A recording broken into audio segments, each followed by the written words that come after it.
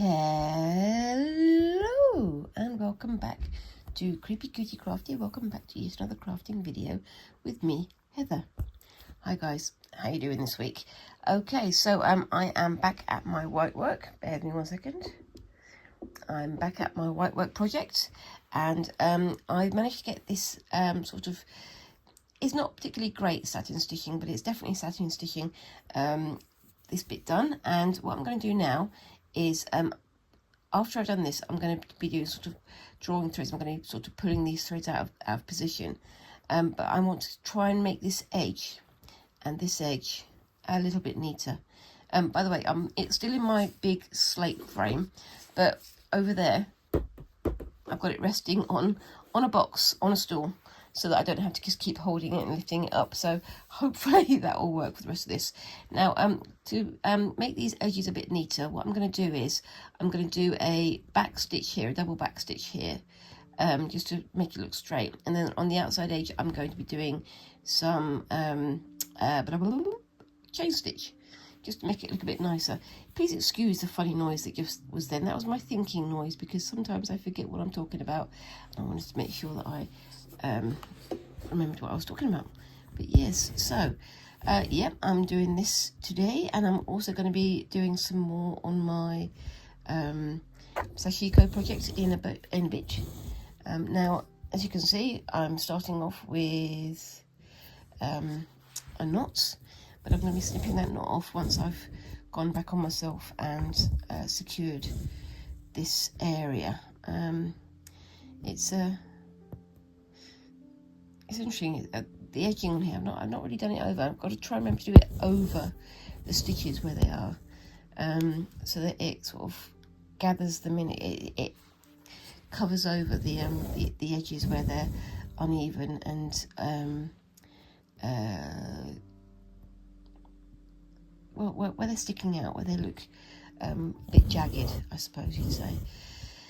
And I'm going to be returning to the black work on the outside edge here, because I've got these two bits here on the corners. I'm going to do one up there as well, but I'm going to try and do some black work coming up like this, and then maybe do some like leaf shapes here in black work, so that it all fits in together. I don't know, but I'm gonna work on that over the week. Now, this week I have managed to book myself some time off work. And I'm using this week to catch up on my stitching and on some of my other projects. So I'm trying to move to a position where I can do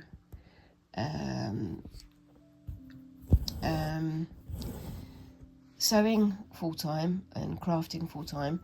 That means, you know, doing things for my channel, but also doing things that I can sell off screen as well. So I'm going to be returning to my efforts in tie-dye, so maybe making some tie-dye shirts and things to sell, because I really enjoyed what I achieved like last time, and I want to see if I can do that en masse, and maybe I can look at my marbling processes as well, and again see if I can make some garments or some other bits and pieces using marbled patches.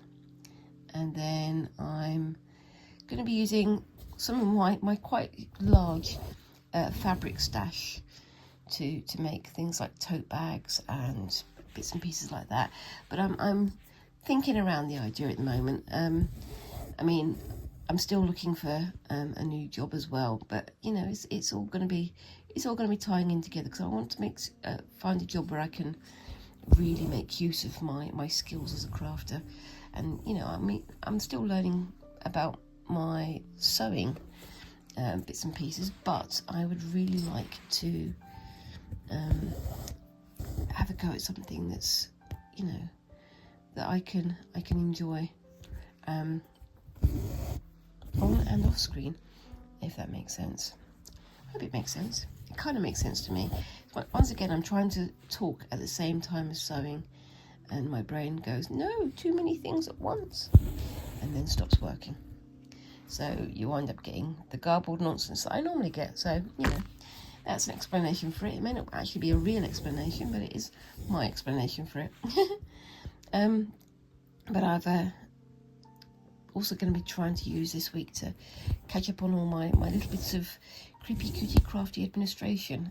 So things like signing up to the Patreon pages of some of the people that I follow, because I want to get more involved in that kind of community. I'm also thinking about whether or not to join one of the art societies in the cities or towns near me. I think it's going to be interesting to see what other people create, because I mean I'm doing other bits of art and drawing and things behind the scenes, but it's interesting to, you know, get to know other people and get to know other sort of societies and areas where your own work and your own practice and your own interests will overlap with others around you. So it's going to be interesting. One of the galleries that is fairly near to me is the Warsaw New Art Gallery. It's called the New Art Gallery because it used to be contrasting with the Old Art Gallery, and then the Old Art Gallery disappeared, so now it's just the New Art Gallery. And some of the pieces they've got on display there they are fantastic. They are very, very interesting. There's always quite contemporary artwork, so quite often it's something that's a little bit challenging and a little bit unexpected, but it's interesting, and their links to the local art communities is really good, and I want to see if I can get involved in that, because that would be nice. But yeah, it's just an idea.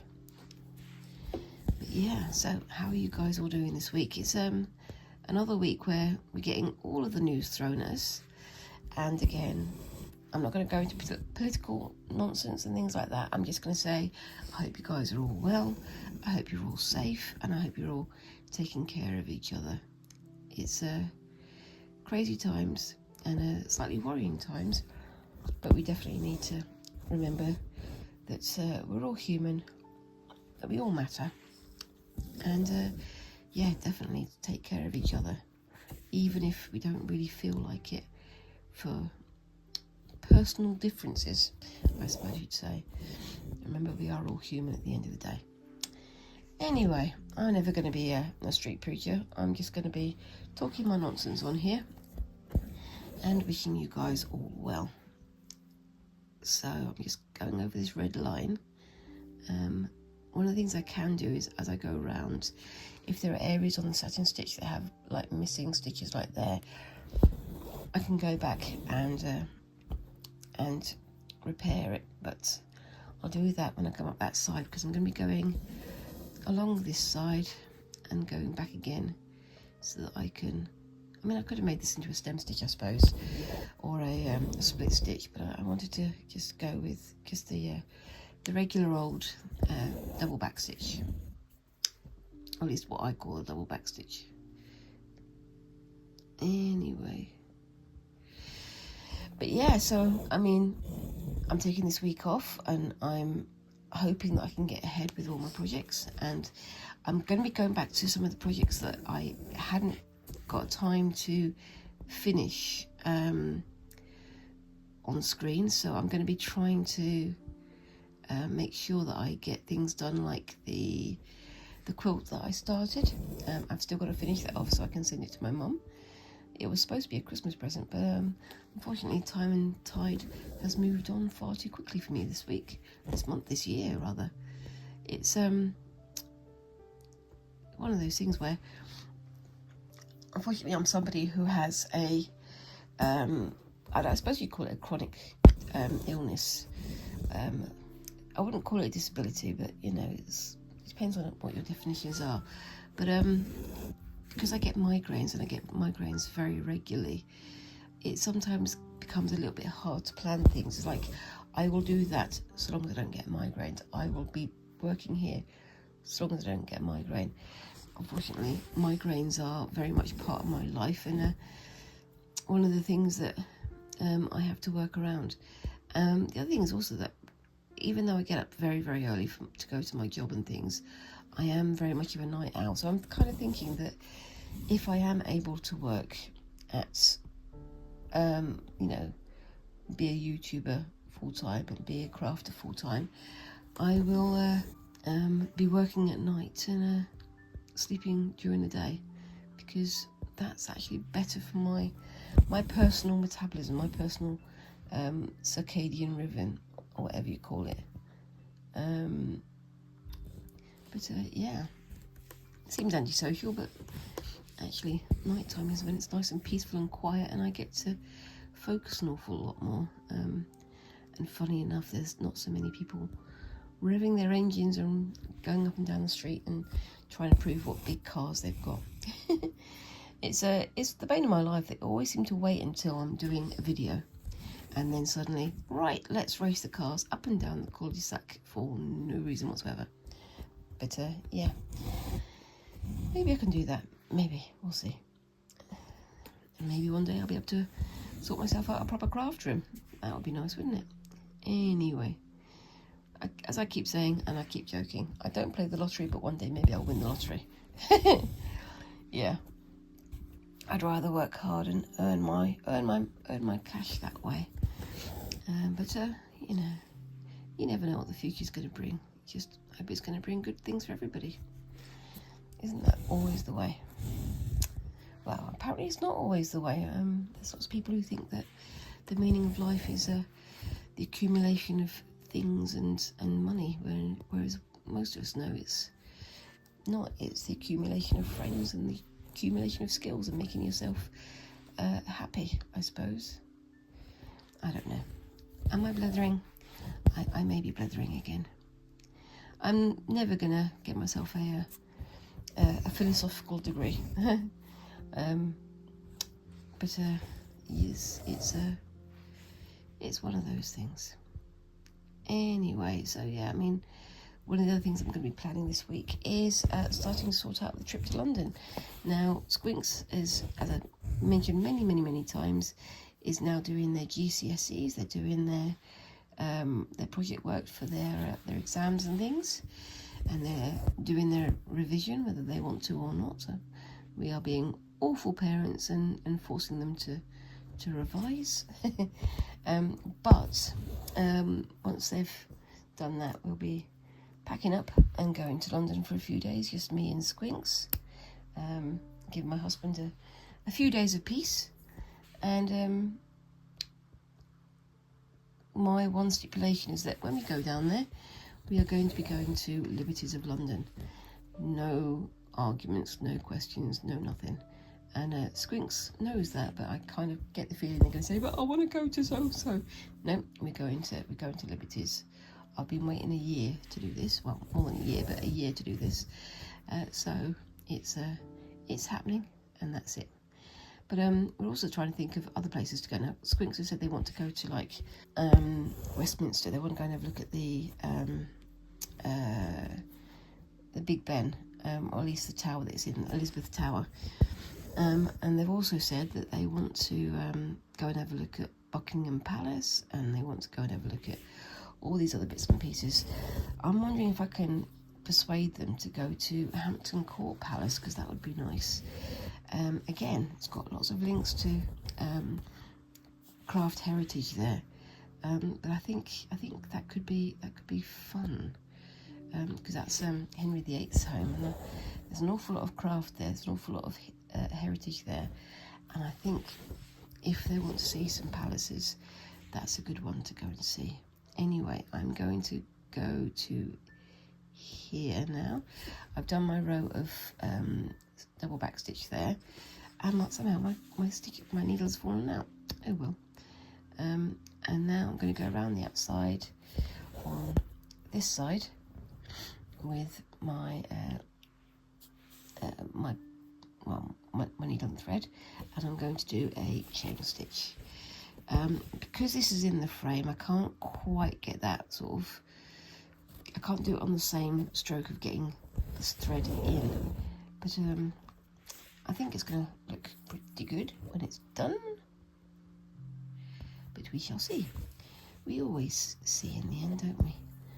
Well, I do anyway.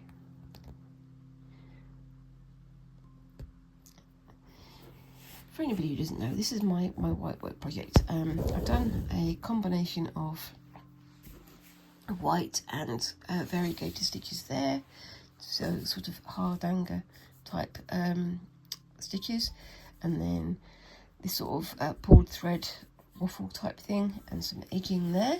And on this side I'm doing some black work going up the outside. You can see where I've started it there, just so I've got the area delineated. And here I'm doing some satin stitching, and I'll be coming back with some more pulled threads and other bits and pieces once I've got this bit put together. Oh, there goes my box. Back in a sec. As I say, it's very precariously positioned.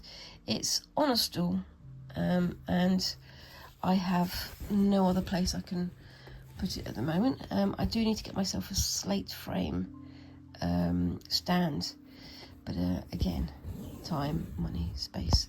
It's another thing that I'm going to be sorting out this week, I think. But yeah, we shall see what we can do with that. But yes, and my stitches aren't particularly even, as you can probably tell. They're all right, but they're a little bit bobbly. I do like to do the thing of hooking it under in the thread, in the fabric rather. Whereas if you do it like this, you have to do the two actions separately, and that can sometimes lead to uneven stitches. But we're getting there. We're getting there. Or at least I'm getting there. Are you guys getting there? What crafty projects have you got going on at the moment? Are you having a go at whitework? Have you had a go at whitework in the past? I'd love to know. I do like finding out what other people are doing. And you know, most of the time I get my sort of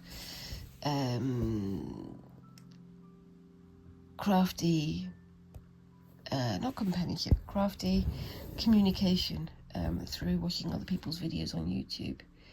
It's very nice to see what other people are getting up to, but I do like to share ideas and inspiration.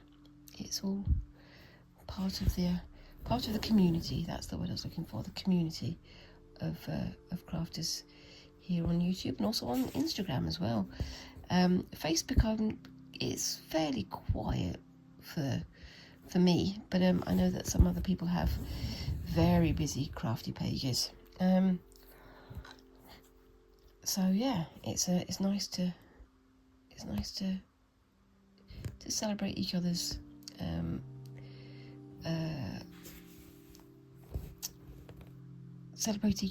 creations, and celebrate each other's successes, and you know, the joys in our life as well. But yeah, it's fun. I think it's fun anyway. And it's funny, isn't it? You can always, I was talking to one of my other YouTubers about this the other day. It's so easy to, you know, say, oh, I'm going to get this done, I'm going to get that done, but constantly you're finding yourself distracted by new ideas. And that's the problem, is that if you are a creative type, there's no such thing as enough ideas, because you know, you can keep going and keep going and keep going, and you're still going to get more ideas, but you're never going to get more time to do them. Isn't that, you know, that's the conundrum, isn't it? What do you spend your time on? What project do you start if you've got 14 projects clamoring for your attention in your mind, in your schedule? Because there's always more than you think.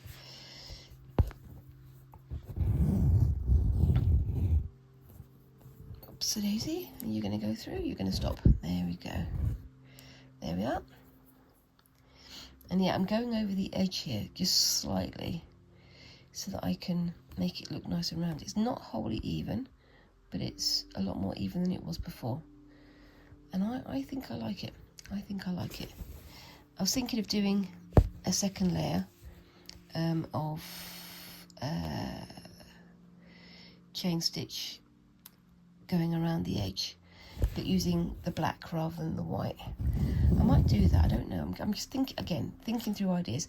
This is supposed to be my proper finished piece of white work, but I am, in my usual style, making it up as I go along. There is a plan, but it is a very, very loose plan. And it seems to be coming together quite nicely, I think. I am enjoying how this is looking. But yeah, so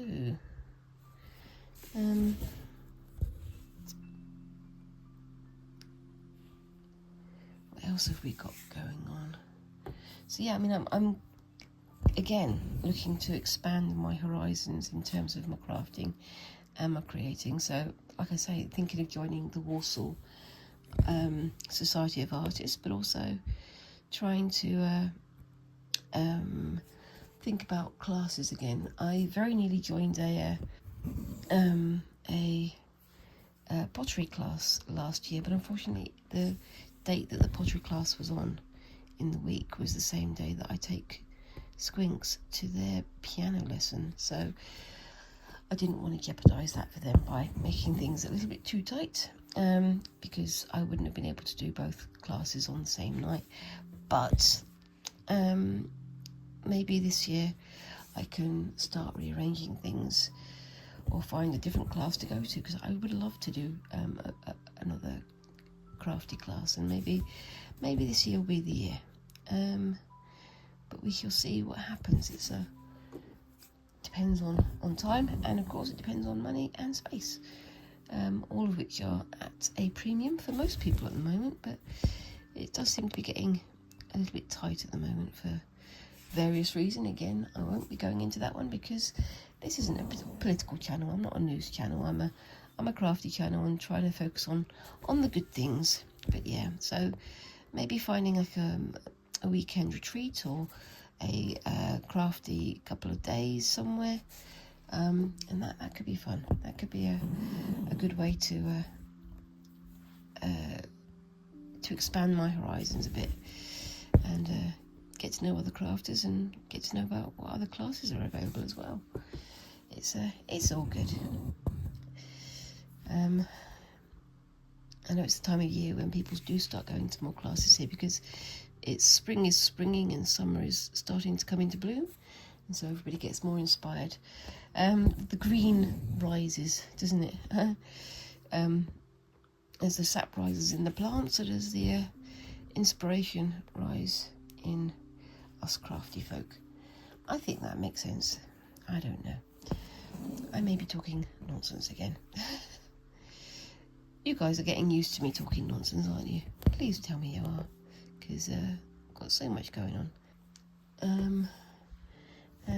Yeah, I really like how the edging, it does make this look a lot more even, doesn't it?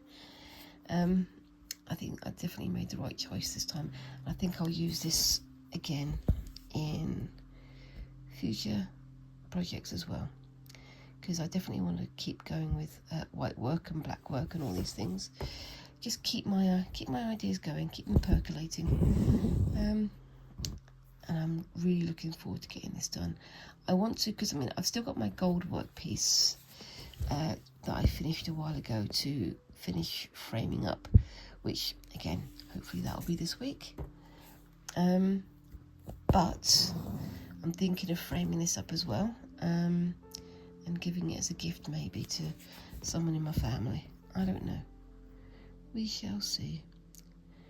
It's one of those things you don't want to give a gift and have them go, oh, it's lovely, when they absolutely hate it. But at the same time, you want to give something that's heartfelt. And at the moment, I'm trying to give more crafty gifts. So things I've made, and I'm trying to get myself up to a standard where I can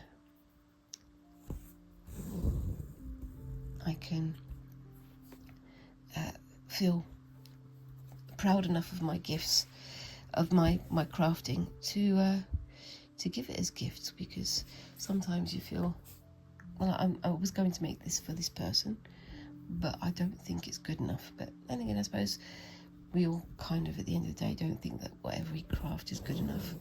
There's always things that you're looking at them and you're thinking, I could improve this, I could improve that. But at the end of the day, maybe it is good. You're just seeing the flaws because you've had your face too close to it for however many weeks or months, and you need to look on, you know, and let other people say whether or not they like it. I don't know. It's an odd one. Maybe my brain bees are having a bit too much of an argument today. I don't know. Yeah, it's like I've mentioned before. My confidence is not the greatest. So sometimes I wind up saying things that are a bit too negative about what I make. But at the end of the day, I still enjoy making. So I'm not going to stop just because those are noisy voices in my head are arguing about whether or not I should like it. But yeah, there you go. But there we are. Right, so that's that side done. I'm going to try and get most of the rest of this done off screen on the other side, but I really like that. I hope you can see that in the light. I'll try and turn it so you get a bit more of a better view. I really like how that's looking. I might go back over this line again as well. I don't know, but we'll see. Anyway, I'm going to move on to the next bit, and I'll be back in a bit. So, see you in a bit. Bye-bye. Okay, so I'm back. And yeah, so I'm continuing with this Sashiko piece. I managed to get all these sort of, they look almost like scales. They are free hand drawn. I did draw a grid for them, but some of them are a bit bigger, some of them a bit smaller.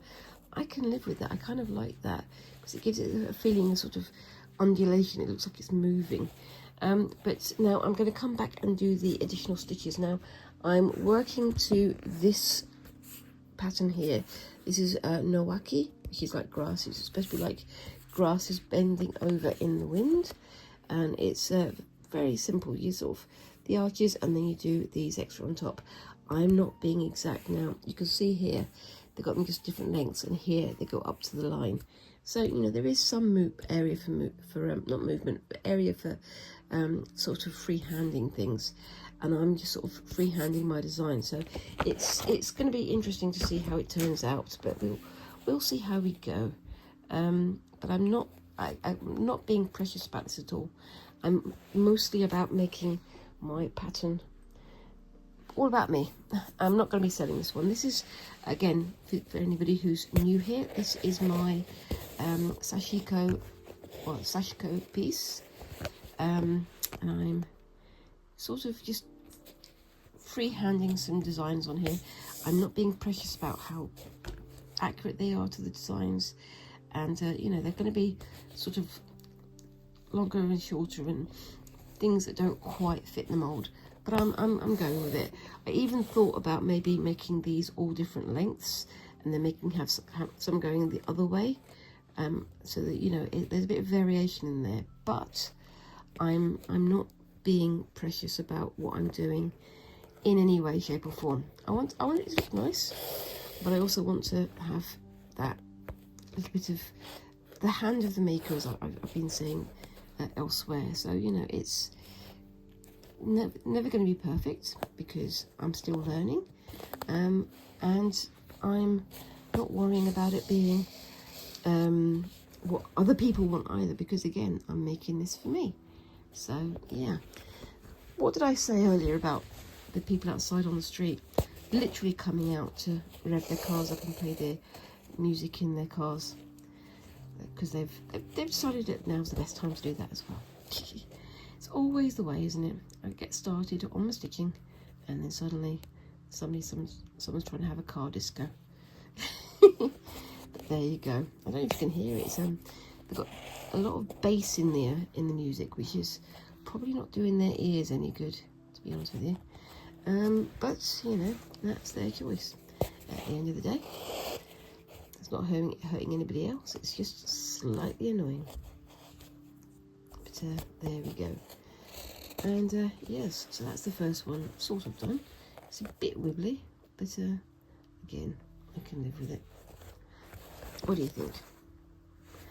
It probably looks a bit weirder because it's on the very bottom, so I'll have to keep working on the ones above it. And again, on the ends, I'm not pulling it super tight, I'm just pulling it to there. So there's a little bit of give for when the stitches shrink. And I'm going to try and using my palm thimble a bit more with this one, but we'll see how we go. I am in some parts here going through multiple layers of fabric, which makes it a little bit stiff, so yeah. Right, so what I'm doing is, on these ones I was going along like this with the stitches. This one I'm going up. I'm planning on coming up somewhere here and doing red stitches only for these leaves, these grasses. But we'll see how we go when we get to that point. I'm very sorry, I keep punching the camera again. It's not great, but I'm sure you guys can live with it. I'm trying to get you a good view of what I'm doing, but at the same time trying to have that little bit of maneuverability. But we'll see. Now this is reclaimed denim. This is second-hand denim from other people's jeans that they no longer want to wear, or they've outgrown them or whatever. Yeah, it's my attempt at recycling old denim and turning it into a handbag. I've been wanting to return to Sashiko stitches and styles for a while now, and I thought this was a good idea to do this. I wanted to do a handbag for a long time, just because I wanted to see what I could do. I got these jeans together ages and ages and ages ago, did a very small project and then didn't revisit it, and I kind of wish I had, because it would have been fun. I do really like Sashiko and how it looks and how it, the effect that you can get with it. But it's again one of those things that I let myself get intimidated by, I suppose. It's part of the course, unfortunately, with me. I do let myself get intimidated by the things that I know I can do, but at the same time I want to do a good job, so I wind up talking myself out of it. Now, how's that got yourself caught up? Let's see. There we go. Now, Sashiko thread. This is like traditional Sashiko thread.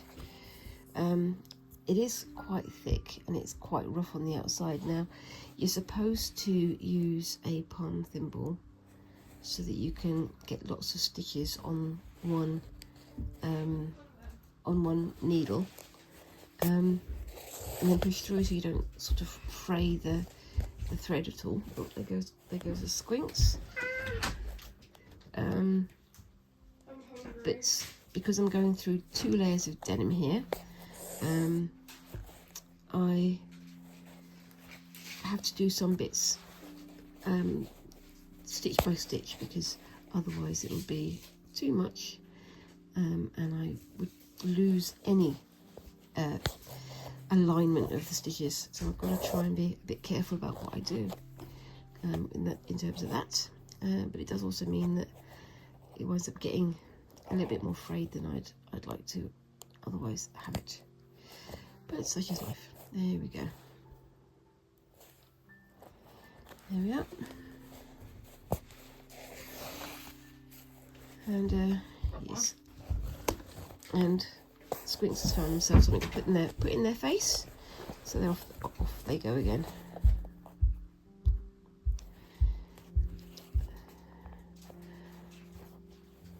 Somehow Squinks has got the genes of an African elephant in them.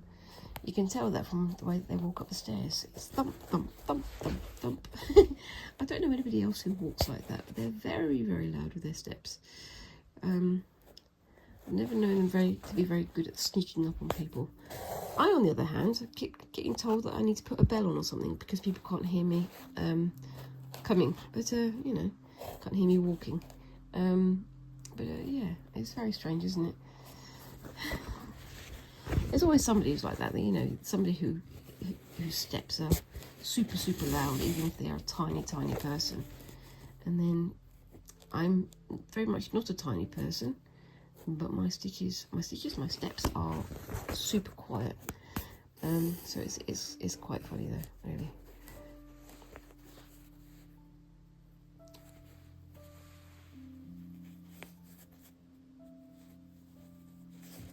Yeah.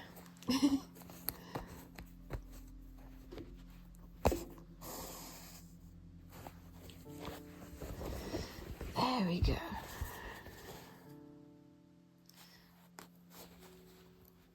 I like how this is looking. I do like this particular pattern.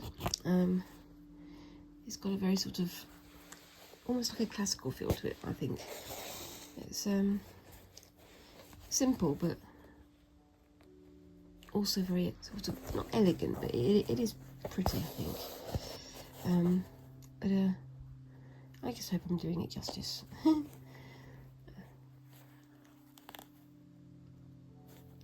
See, I'm trying to get multiple stitches on the one pass like that. I'm not using my palm thimble the way I should be using it, and I'm very, very aware of that, so please don't correct me down in the comments on that one, because I'm not doing this correctly and I'm not trying to overly. But I would like to return to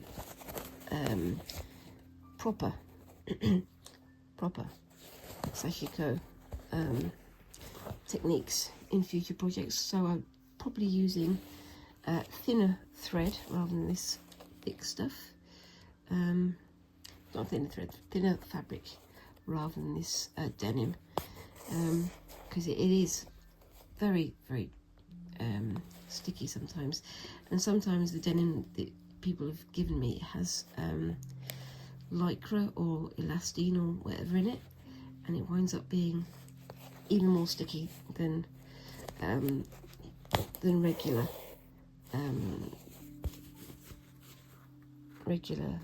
fabric, regular denim. It's a tricky one, but I do like how it's looking. I suppose if I put with the denim here, it's going to make it nice and hard wearing, and that's my idea. I want to make a bag that I can, that's sort of they call it schlubby, don't they, when it's sort of floppy, but I want to make it floppy and yet hard wearing. I want to make it something that I can use for a long old time, because I want to have something that's durable and you know, something that I can keep going with for as long as I want to. But there we go. That's me talking my nonsense again. I like that one. I think I'm getting better. Some of the early ones are a bit kind of shonky, but that one is much better, I think. I'm sure you guys can let me know what you think down in the comments as well. Anyway, so yeah. Oopsie daisy. Punching the camera again. Sorry, guys.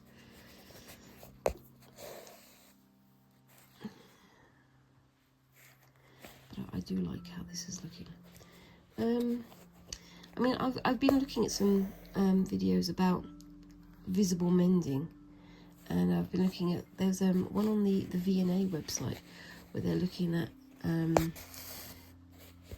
companies and traditions for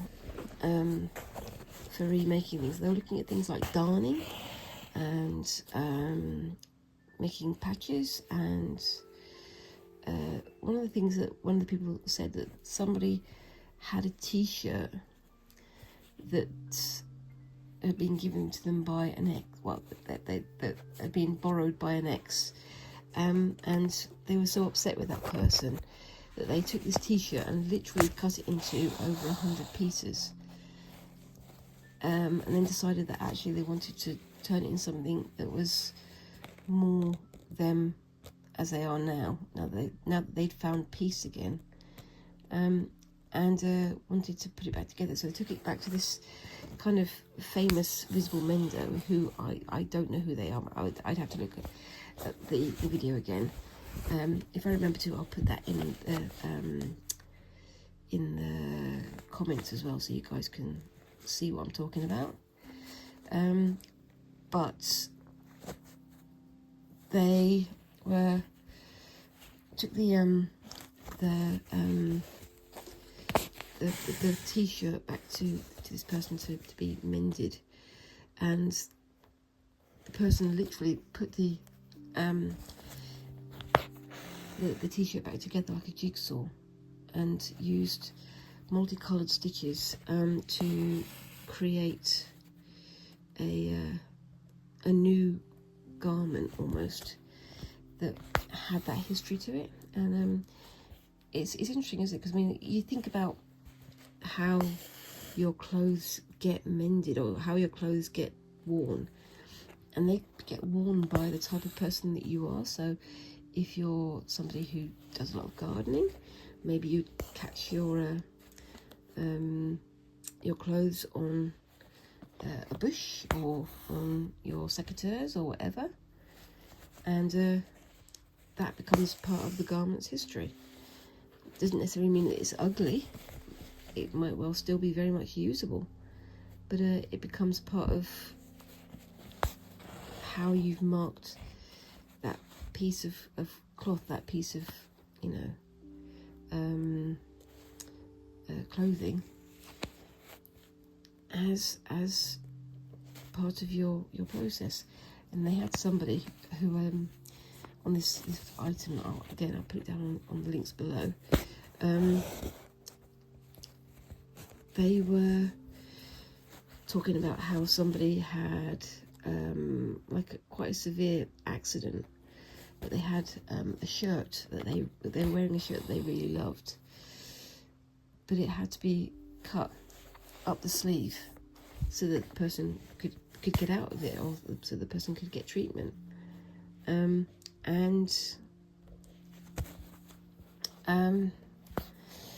It was interesting, because they then mended it, and they said it looked like a lightning bolt that had been mended. But that accident, however bad it had been, had become part of the history of this garment. I mean, it was a very well loved garment in the first place, but then the history of that person became the history of that garment as well. It's fascinating, and I think it's really interesting, to be honest with you. And I think I would like to become more and more a part of the slow stitch revolution, the visible mending revolution, whatever you want to call it. And I want to find garments that I can repair, and do a resale on them, I suppose. It's interesting. I've not had a go at doing things like darning. Darning I really would like to have a go at. But I don't really have any woolen clothes that would need that kind of repair. But that doesn't mean that there's nobody out there who has something. I could use. Maybe they could. Maybe I could fix somebody's old cardigan. And they were talking about patches and other little bits of stitching and mending and things. And Sashiko was definitely mentioned in this. But it's really interesting to see how these bits and pieces come together to create something new, something beautiful. And the end of life for a garment is not the end of the garment's life. It depends on how you see it, and whether or not you've bought clothes that can be mended, that can be repaired. And at what point is the garment still the garment that you bought, or is it more repairs than the original piece that you bought in the first place? I don't know. That's it's an interesting one to think about. I think I definitely want to learn more about visible mending and being a bit more eco-friendly about things, and being a bit more forward-thinking in terms of reuse and things. But you know, there's always stuff that you can learn, and there's always something you can do to extend the life of a beloved garment, I suppose. But yeah, there we go. Am I burbling again?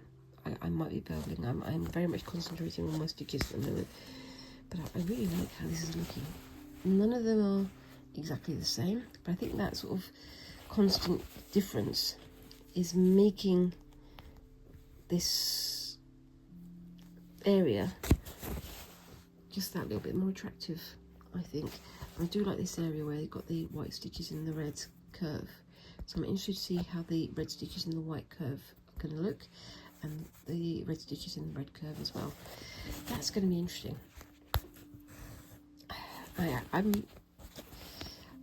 I'm barely started this project, but I'm already really enjoying getting my teeth into this. I'm trying to think what else I need to do. I bought myself a zip to add on to this so I can make a pocket on one of the sides. Whether or not I'm going to be able to make a pocket, we shall find out. I'm going to be careful about when I'm positioning that, because if I'm going to do some like character designs and things on here, I'm going to have to make sure that there's space around the character for me to work to. And yes, again, I'm going through the 2 layers here, so it's a little bit more slow going.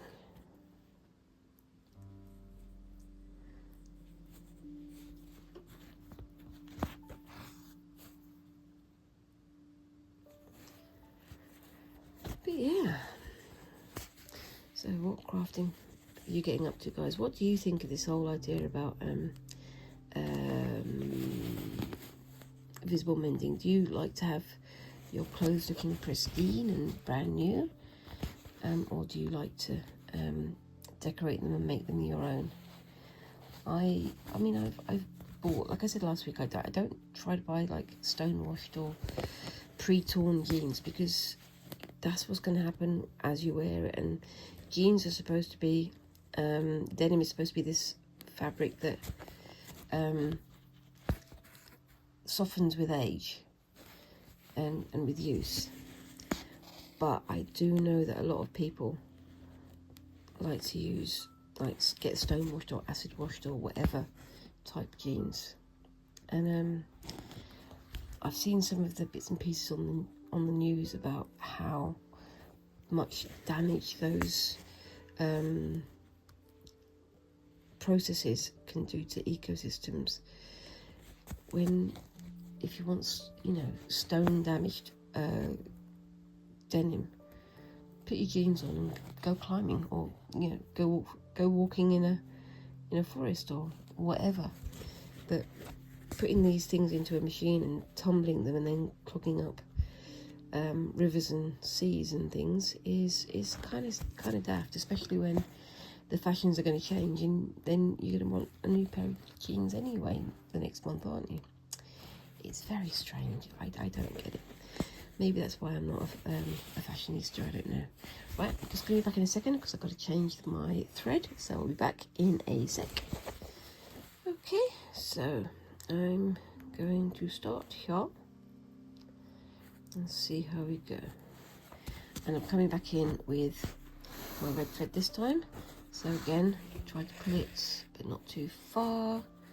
And then I'm going to do, oops, that's screaming upstairs, because of course they are. This little bit over here. I'm going to try and do some small stitches from this bit, just so I can have multiple stitches to go back over.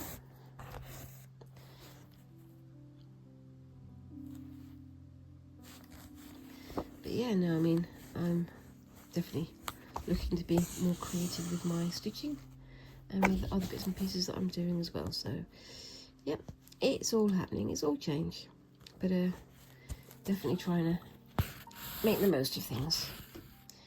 And like I say, at some point I'll manage to get myself a proper crafting room sorted out, because at the moment all I ever do is craft on my knee, and I'd quite like to have something proper to work in, but we'll see.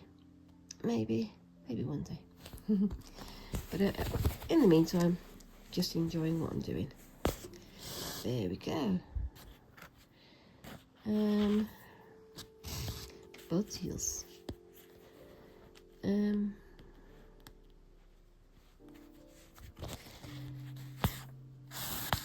What else have we got going on? Yeah, I mean, as well as doing these older styles of stitching, well, these schlubby styles of stitching, I want to do some I'm going to do some black work on silk, because that's something I've been wanting to do for a long time. I've got the bits and pieces for doing silk stitching, silk embroidery, but I just never got around to it. And I think after I finished my large whitework project, I think I'm going to have a go at doing that as well. But that's as well as doing the less ticky less, you know, less controlled stitching, because I want to do something a bit more free flowing, something a bit more sort of freehand, and see what I can create, something a bit more arty, I think. Now, have I drawn the line on here? I have not, so I'm going to be taking my risks right now and drawing it, stitching it freehand. Oopsie daisy, there we go. Let's just get you off there. There we are. And I'll pull that stitch back through, just so it doesn't get too tight. Yeah, so with this technique, you're meant to have like stop gaps almost. So when you get to the end of a row, or you get to the end of a piece, having a little bit of extension on the thread, a little bit of looseness, so that when you wash it or whatever, that's tightness that you get when the stitches sort of squeeze up on themselves when they get tighter as they dry. It won't affect it quite so much, but yeah, that's what I've been told anyway. It also means that if, you know, the item gets caught on the door handle or something like that, you've got a bit more leeway to pull it back through as well. So yeah, but we'll see. I'm really looking forward to trying to turn this into a bag at some point, because I've got to do the other couple of panels of this and some other bits and pieces on it. But when we get to it, I think it's gonna look very me, put it that way. I'm not one of these people who likes to have super tidy clothes and be presentable at all times. I mean, I'm tidy enough when I go to work and things like that, and you know, I'd rather go for comfort over style, if you know what I mean. But I do like to have things that are decent and that will last me a long time. Not that that's very easy to get nowadays because of fast fashion and things like that, but you know, got to make most of what you've got, and try and buy clothes that are reparable. That's how I'm going to say that, because that's what I feel like saying. But there we go. So I'm going to go on for another few minutes, and then once again I'll say I'll finish this off screen, and you guys can let me know what you think of it at the end. So just bear with me. I'm going to try and get another couple more stitches done before I go. But yes, I'm going to try and get both of these projects well on the way, so I can use more of the week to finish them off, and we'll see how they go.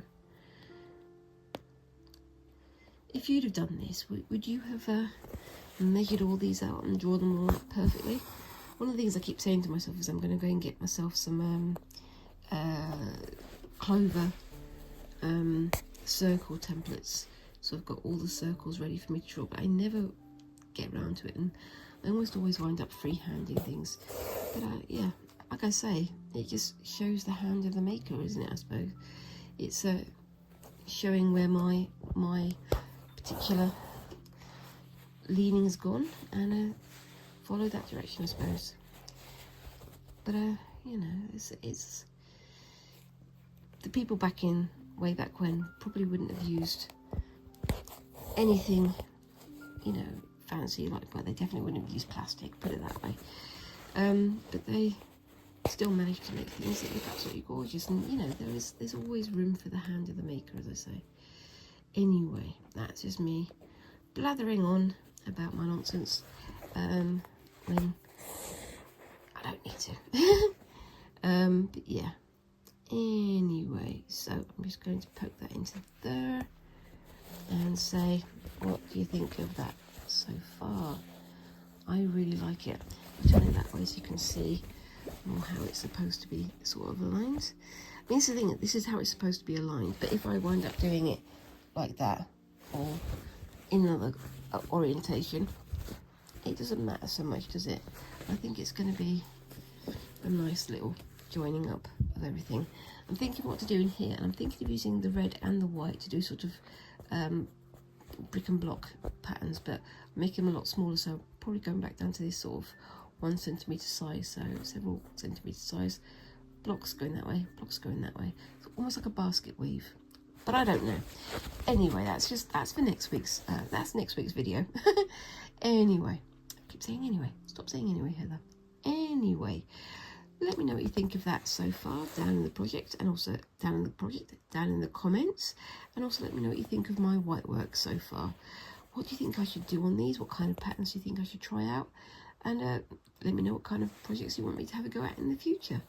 And whilst you're down there, please remember to like and subscribe and all those lovely little things that help a tiny channel like mine to grow.